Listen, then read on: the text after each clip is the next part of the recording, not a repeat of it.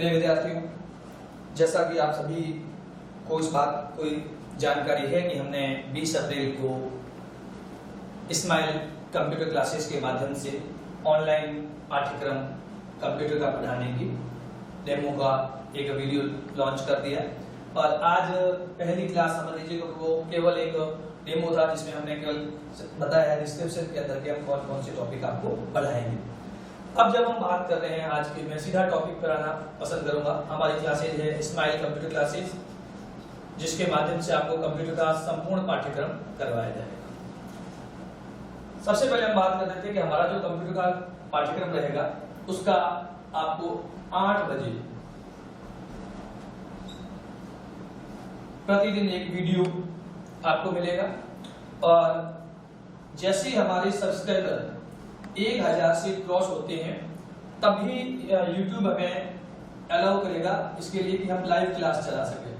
तो बहुत जल्दी से जल्दी आप लोग इन सब्सक्राइबर्स को बढ़ाइए ताकि हम लाइव क्लासेस के माध्यम से आपकी जो ये क्लास पढ़ाई गई है उस क्लास की कोई शंका है तो उसको हम दोपहर को 2 बजे आपके सारे लाइव में जो भी डाउट्स हैं वो हम क्लियर कर सकें।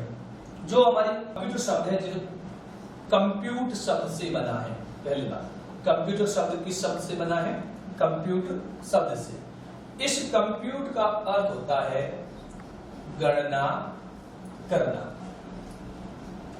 ध्यान रखें, कंप्यूटर शब्द कंप्यूट शब्द से बना है जिसका अर्थ होता है गणना करना। ये जो कंप्यूट शब्द है यह किस भाषा के शब्द से बना है इसको लेके कंट्रोवर्सी या विवाद है। तो मैं 2 शब्दों को बता देता हूं जिनको लेके विवाद है, अंग्रेजी और लैटिन। कुछ विद्वान मानते हैं अंग्रेजी का, कुछ विद्वान मानते हैं लैटिन का। हम किसे आंसर माने?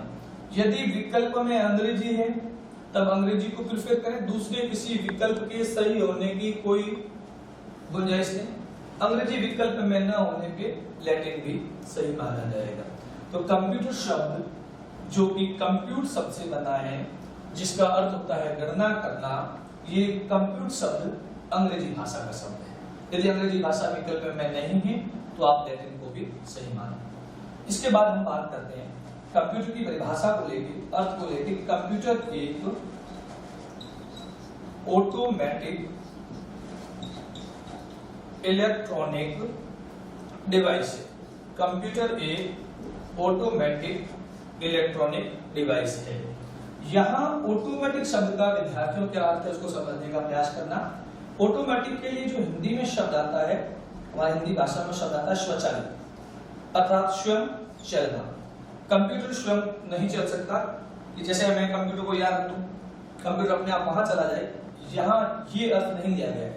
यहाँ कंप्यूटर के स्वचालित का अर्थ लिया गया कि जैसे ही हम लोग कंप्यूटर के अंदर विद्युत इलेक्ट्रॉनिक देंगे, विद्युत देते ही ये हमारा कंप्यूटर स्वतः ही स्टार्ट हो जाएगा। अब कैसे होता है? ये जो स्वतः ही स्टार्ट होता है इसके अंतर्गत एक प्रक्रिया चलती है, उस प्रक्रिया का नाम है पोस्ट। रूटीन के अंदर एक प्रोसेस चलता है, उस प्रोसेस का नाम है पोस्ट। इस पोस्ट का मतलब होता है पावर ऑन सेल्फ टेस्ट। ये जो प्रक्रिया पोस्ट अर्थात पावर ऑन सेल्फ टेस्ट क्या करती है? ये यह जांच करती है कंप्यूटर के अंदर विभिन्न प्रकार की जो डिवाइसेज हैं, चाहे वो इनपुट डिवाइसेज हो, आउटपुट डिवाइसेज हो या स्टोरेज डिवाइसेज हो, ये जो इनपुट आउटपुट और स्टोरेज डिवाइस है वो सही रूप में काम कर रही है अथवा नहीं कर रही, इसलिए कहा जाता है कंप्यूटर एक स्वचालित इलेक्ट्रॉनिक मशीन। अर्थ और परिभाषा के बाद हम बात करेंगे कंप्यूटर की विशेषताओं को लेकर। बने रहिए आप लोग हमारे साथ, जल्दी से जल्दी प्रयास कीजिए 1000 सब्सक्राइबर्स हो जाए ताकि हम लाइव क्लास, टेस्ट क्लासेस वगैरह सब कुछ हम करवा सके। डिस्क्रिप्शन में सब कुछ विवेचन दे रखा है, आप उसे पढ़िए एक बार ताकि आपको पता चले वास्तविक ऑनलाइन क्लासेस का हमारा मंतव्य आप लोगों का ज्ञानावृद्धि करना है। जब हम कंप्यूटर की विशेषताओं को लेकर आते हैं तो इसमें एक सिंपल सी ट्रिक्स है और वो ट्रिक्स है सुगला स्टील। सुगले जो लोग होते हैं जिनको पढ़ना नहीं वो स्टील आते हैं, सुगला स्टील। यहाँ सु का मतलब हो जाएगा शुद्धता, ग का मतलब हो जाएगा गति, लगातार कार्य और स्टोरेज क्षमता। ये कंप्यूटर की 4 विशेषताएं हैं। शुद्धता, गति, लगातार कार्य, स्टोरेज क्षमता। अब इन विशेषताओं को हम एक एक करके समझते हैं कि कंप्यूटर की विशेषताएं क्यों मानी जाती है, क्यों कहा जाता है कि कंप्यूटर हमेशा शुद्ध परिणाम देता है, इसलिए कंप्यूटर की विशेषता बनी शुद्धता। इसका कारण है विद्यार्थियों कि कंप्यूटर गीको के सिद्धांत पे कार्य करता है। कंप्यूटर के सिद्धांत पे कार्य करेगा, गीको के सिद्धांत पे। यहाँ गीको का मतलब होता है गार्बेज इन। ध्यान रखना यहाँ इन शब्द है, इनपुट नहीं है। गार्बेज इन, गार्बेज आउट, अर्थात उपयोगकर्ता अर्थात यूजर अर्थात हम लोग जो कंप्यूटर का उपयोग कर रहे हैं, जैसे कंप्यूटर का मान देंगे वैसा उत्तर आएगा। यदि हमने गार्बेज के साथ अशुद्ध मान दिया तो परिणाम भी अशुद्ध आएगा। कंप्यूटर स्वयं कोई गलती नहीं करता, इस सिद्धांत गीको का सिद्धांत कहलाता है। इस सिद्धांत के आधार पर कंप्यूटर हमेशा शुद्ध परिणाम देता है। दूसरी विशेषता आएगी सु ग से गति। गति मतलब गाड़ी चलाते हैं, और आजकल कई लोग हैं नैनो गाड़ी बहुत छोटी है, कोई भी लेके आ जाता है, तो मिली मेरी नैनो को चलाऊंगा पीके। इस ट्रिक से आपको याद हो जाएगा। मिली से हो जाएगा मिली सेकेंड, मिली मेरी, मिली से माइक्रो सेकेंड, तो मेरी को माई कहते हैं इसलिए माई से बन जाएगा माइक्रो। मिली मेरी नैनो, नैनो से बन जाएगा नैनो सेकेंड, और पी से बन जाएगा पीको सेकेंड। ये कंप्यूटर की गति की वर्तमान में स्पीड मानी जाती है। Micro millisecond, microsecond, nanosecond, picosecond. तो वर्तमान में कौन सी मानी जाएगी? Picosecond. यदि विकल्प में पीको नहीं है तो नैनो, नैनो विकल्प में नहीं तो माइक्रो, माइक्रो विकल्प में नहीं है तो मिली, लेकिन विकल्प में होते हैं इसलिए आपको लिखना पड़ेगा पीको सेकेंड। इसके बाद हमने कहा कि कंप्यूटर कंसिस्टेंसी अर्थात लगातार कार्य करता है, कभी थकता नहीं है, रुकता नहीं है, उसे कभी थकावट महसूस नहीं होती। तो कंप्यूटर शुद्धता, गति आ गया, तीसरा आ गया लगातार। चौथी जो कंप्यूटर की हमने विशेषता की बात की, स्टोरेज क्षमता, सबसे महत्वपूर्ण विशेषता। इस स्टोरेज क्षमता का संबंध होता है मेमोरी से, याददाश्त से। अब इसको हम अलग से समझने का प्रयास करेंगे। यहां से एक सवाल जरूर आता है स्टोरेज क्षमता से।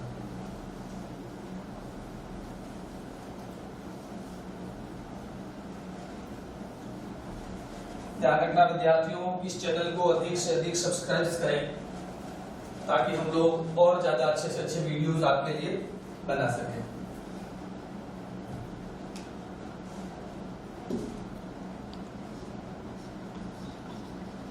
स्टोरेज, अब समझिए इसको, बहुत ही महत्वपूर्ण। जिस प्रकार हमारी याददाश्त होती है, इसी प्रकार कंप्यूटर की जो मेमोरी होती है, इसको जो मापा जाता है, कंप्यूटर की मेमोरी क्षमता को मापने के लिए हम बिट का प्रयोग करते हैं। इसका प्रयोग करेंगे बिट। ये जो बिट शब्द है यह बाइनरी डिजिट्स का संक्षिप्त रूप है। बिट जो होता है वह बाइनरी डिजिट्स का संक्षिप्त रूप है। ध्यान रखना, बिट छोटा रूप है, बाइनरी डिजिट्स इस बिट की फुल फॉर्म।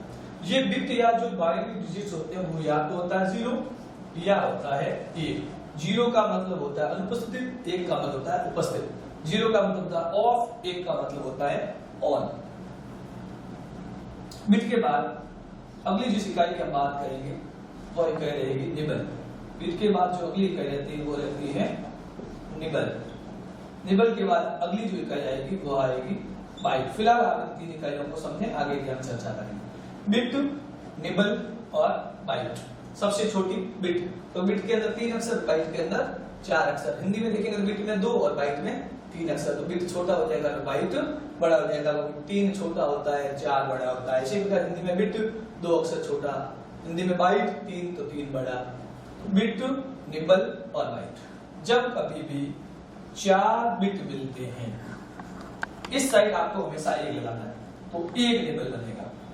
इसी प्रकार यदि 8 बिट मिलते हैं, मैंने कहा था इधर साइड 1 ही लगाना है तो 1 बाइट। अब 8 बिट कह दो, 4 बिट में यदि 1 निबल बनता है तो 4 का दुगुना 2। जब 4 बिट में 1 निबल है तो 8 बिट में कितने निबल हो जाएंगे? 2। 8 बिट कह दो या 2 निबल कह दो।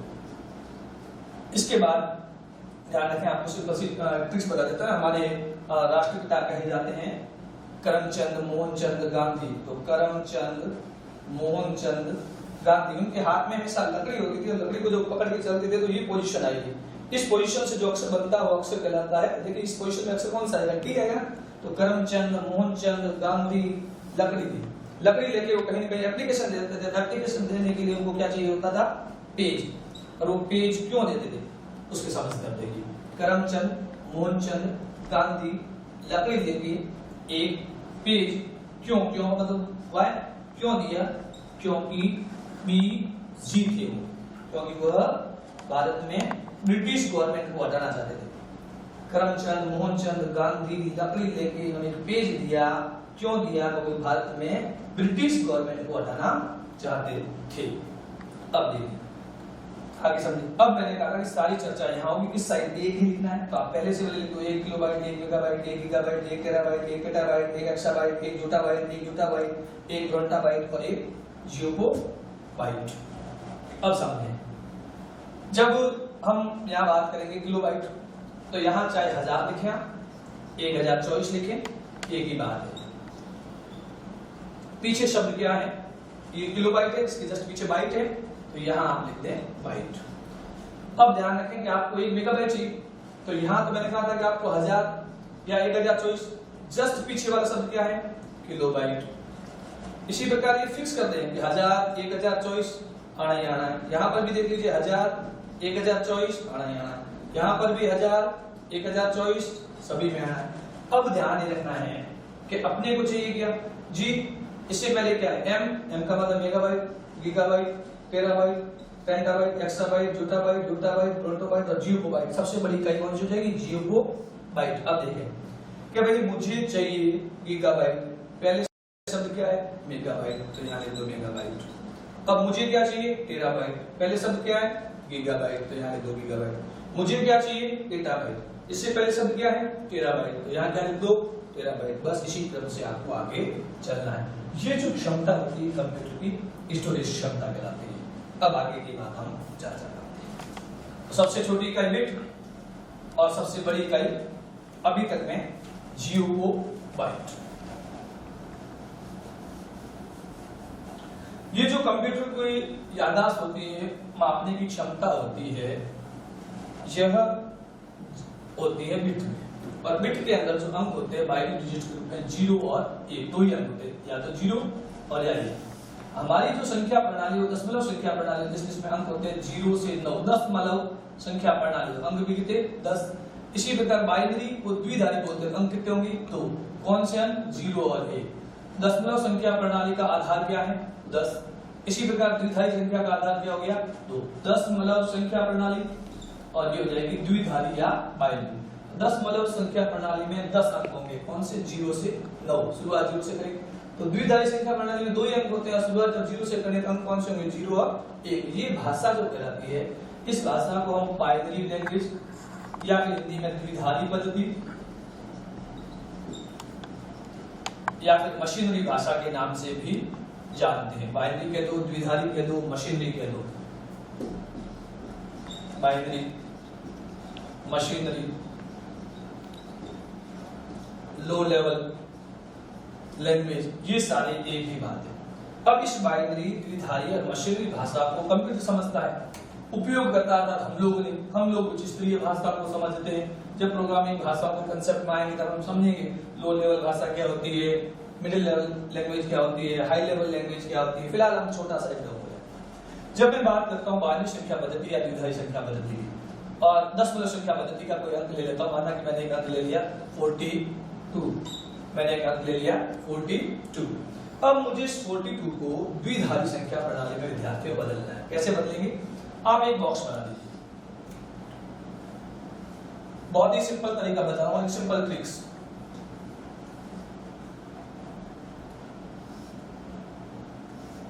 इसको बीच में से काट। अब यहां दो, एक का दुगुना 2, आपको दुगुना करना चाहिए। 1 2 4 8 16 32 64 128 256 512 1024 2048 4096 8194 16384 32784 32768 इस प्रकार आपको हर एक संख्या का डबल पता होना चाहिए, ज्यादा नहीं तो कम से कम 512 तक याद कर ले। एक का डबल 2, 2 का डबल 4, 4 का डबल 8, 8 का डबल 16, 16 का डबल 32 और 32 का डबल 64, 64 आया, इसका मतलब 42 आ गया। अब इसको सिंपल समझे, मुझे आपसे 42 रुपए लेने हैं। देने वाली घटना मैं कर नहीं सकता, अपनी जाति धर्म से मजबूर हूँ, बढ़िया जुड़े हो, तो मुझे आपसे 42 रुपए लेने हैं। इस कहानी से समझाता हूँ। जब मुझे आपसे 42 रुपए लेने हैं तो मेरे विद्यार्थी होने के बाद ये तो निश्चित है कि आप 1 रुपया भी ज्यादा दोगे नहीं और मैं 1 रुपया कम लूंगा नहीं। और ये सारे आप मान लो अलग अलग नोट है, किसी नोट को जंप नहीं करना अनावश्यक रूप से। अब 42 रुपए लेने तो आप 64 का नोट दे नहीं सकते, किसी के पास दूसरा कोई नोट है नहीं। अब 42 रुपए लेने 32 रुपए का नोट आप ले सकते हो, अनावश्यक रूप से जंप करना नहीं। 64 का नोट क्यों छोड़ा, क्योंकि उससे ज्यादा हो रहा था। जो लेना है वो 1, जो नहीं लेना वो 0। अब 32 के बाद यदि मैं 16 ले लेता हूँ तो 48 हो जाएगी, जबकि रुपए कितने लेने 42। इसका मतलब 16 का नोट नहीं ले सकते मजबूरी बस, इसलिए 0। अब 32 और 8 40 ले सकते हैं, इसलिए इसको छोड़ेंगे नहीं, 1 आ जाएगा। अब 40 रुपए ले ली, पीछे 2 रुपए चाहिए तो ये ले नहीं सकते, ये ले सकते हैं, हो गए 42 और ये 0। ये जो आपका आंसर है 0 1 0 1 0 1 0, ये जो कोडिंग आएगी ये आपकी कहलाएगी बाइनरी, और इसीलिए बाइनरी में 0 और 1 यही फॉर्मेट में लिखते हैं। मैं एक एग्जांपल और समझाता हूं। माना कि कोई संख्या है 95, कोई संख्या है 95। अब इसको कैसे करें, वही बॉक्स बनाएंगे आप, 2 भागों में बांट दो आराम से।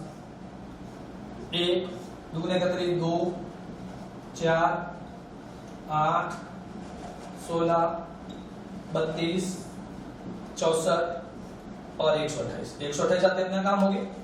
आगे 256 512 लिखने की जरूरत नहीं है, क्योंकि आपकी जानकारी के लिए लिख देता हूं। 256 512 डबल करते हैं। अब देखिए ये संख्या कितनी है 95।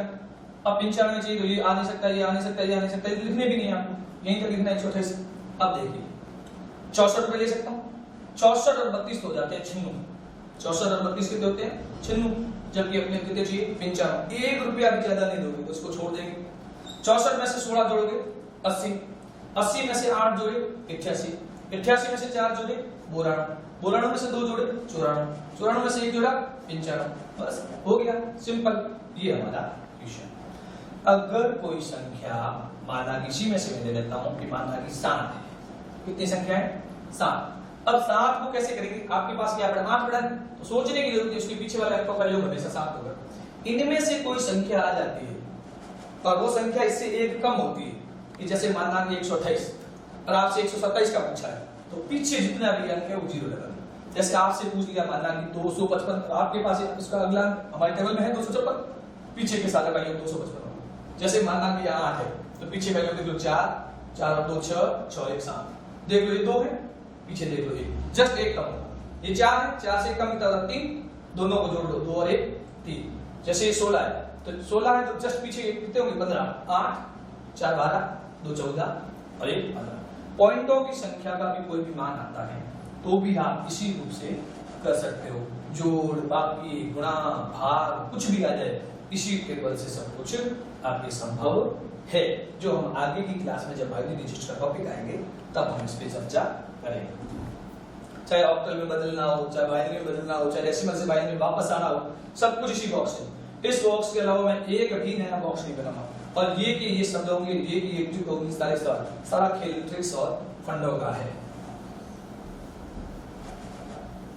इसलिए बहुत जरूरी है कि आप इस चैनल को आगे बढ़ाएं ताकि हम इस प्रकार की नए नए ट्रिक्स फंडों से आपको बढ़ा सकें। इस पूरी व्यवस्था के अंदर हमारा योगदान दिया है संजय भाई ने, जिनका पद्मावती कॉम्प्लेक्स के अंदर खुद का स्टूडियो है। ये सारी जो लाइव क्लासेज हो रही है ये उनके सहयोग से हो रही है, उन्हीं का कैमरा है और वो हमें दे रहे हैं। इसलिए बहुत जरूरी है कि आप लोग सब्सक्राइबर बढ़ाएं ताकि हम और ज्यादा उनकी सेवाएं ले सकें। हालांकि आज तो वो निःशुल्क सेवाएं देते हैं, लेकिन हर दिन निःशुल्क कहा तो वो भी भाग जाएंगे, क्योंकि मेरे साथ ही रह के छोटे बड़े हुए हैं, समझ लीजिए आप। विगत 4-5 साल से हमारा रिश्ता है, तो जान गए होंगे, कल से भाग जाएंगे, आएंगे भी नहीं। इसलिए बहुत जरूरी है कि आप लोग सब्सक्राइबर्स को बढ़ाएं ताकि हम उनको भी कुछ खुश कर सकें, वरना कह देंगे आज बच्ची के साथ घूमने गया हूँ, तो शादीशुदा आदमी की कई समस्या होती है। चलिए भैया आगे बढ़ते हैं। अब ये समस्याएं हमारी खत्म होगी जब आप 1000 सब्सक्राइब करें जल्दी से जल्दी। इस्माइल कंप्यूटर क्लासेस, आप जैसे अपने YouTube के अंदर लिखेंगे इस्माइल कंप्यूटर क्लासेस, तो आपको वहां पर हमारा चैनल डायरेक्ट मिल जाएगा। मैं लिख देता हूं बोर्ड पे, इस्माइल कंप्यूटर क्लासेस, केवल आपको इतना टाइप करना है इस्माइल कंप्यूटर क्लासेस। उसके बाद आपको जो चैनल मिलेगा वो सबसे सर्चिंग में हमारे मिलेगा, आपको उसको क्लिक कर देना है इस्माइल कंप्यूटर क्लासेस को, और इन वीडियोस को आगे से आगे आप शेयर करें, लाइक करें, सब्सक्राइब करें, और लोगों को विभिन्न प्रकार के यूट्यूब्स, अपने Facebook groups, WhatsApp, Twitter, Insta, Telegram, हर जगह इसको फॉरवर्ड करें ज्यादा से ज्यादा। चलिए हम आगे बात कर लेते हैं कंप्यूटर के बारे में कि कंप्यूटर के अंदर यूजर क्या करता है, इनपुट के रूप में डेटा देता है। यूजर क्या देता है, डेटा। ये डेटा क्या होते हैं, रो और फैक्ट्स, कच्चे आंकड़े जिनका अपने आप में कोई अर्थ नहीं। जैसे एक विद्यार्थी है जिसके केवल हमने हिंदी के मार्क्स बता दिए, जोड़ दिए, गणित के जोड़ दिए, विज्ञान के जोड़ दिए, लेकिन सारे सब्जेक्टों को जब तक नहीं जोड़े तब तक वो केवल कच्चे आंकड़े हैं, उनसे एक मार्कशीट तैयार नहीं हो सकती, उनसे एक प्रगति कार्ड, एक प्रोग्रेस कार्ड नहीं तैयार किया जा सकता। तो जब ये डाटा अलग अलग होता है तो कोई मतलब नहीं। इन डाटा पर विभिन्न प्रकार के इंस्ट्रक्शन, इन डाटा पे विभिन्न प्रकार के इंस्ट्रक्शन अर्थात निर्देश, जैसे डाटा है सारा कलेक्ट किया, उसको जोड़ा, गुणा किया, भाग किया, परसेंटेज वगैरह निकालने के लिए सब कुछ प्रोसेस किया, तो डाटा के ऊपर हमने इंस्ट्रक्शन दिया। उन इंस्ट्रक्शन को देने के पश्चात हमको जो मिलती है वो मिलती है इंफॉर्मेशन। डाटा पर विभिन्न प्रकार की इंस्ट्रक्शन के माध्यम से प्रोसेसिंग होगी, विभिन्न प्रकार के इंस्ट्रक्शन, अनुदेश, निर्देश, कुछ भी कहते हैं, अनुदेशों या निर्देशों के माध्यम से डेटा से क्या होगी, इंफॉर्मेशन प्राप्त होगी। अर्थात डेटा का समूह क्या कहलाएगा, सूचना या इंफॉर्मेशन। इन सूचनाओं से मिलकर क्या बनता है, एक प्रोग्राम। सूचनाओं से मिलकर क्या बनेगा, प्रोग्राम, और प्रोग्रामों से मिलकर क्या बनता है, सॉफ्टवेयर। डेटा का समूह इंफॉर्मेशन, इंफॉर्मेशन का समूह प्रोग्राम, और प्रोग्राम का समूह सॉफ्टवेयर। ये ध्यान रखना। अब इसको याद कैसे करें कि हर एक जिले में, डिस्ट्रिक्ट में आईपीएस होता है, बस सिंपल, डिस्ट्रिक्ट में IPS. DC data, information, program, software. Data का समूह सूचना का समूह प्रोग्राम, और प्रोग्रामों का समूह सॉफ्टवेयर। डाटा का समूह इंफॉर्मेशन अर्थात सूचनाओं का समूह प्रोग्राम, और प्रोग्रामों का समूह सॉफ्टवेयर। ये आपको क्रम याद रखना। तो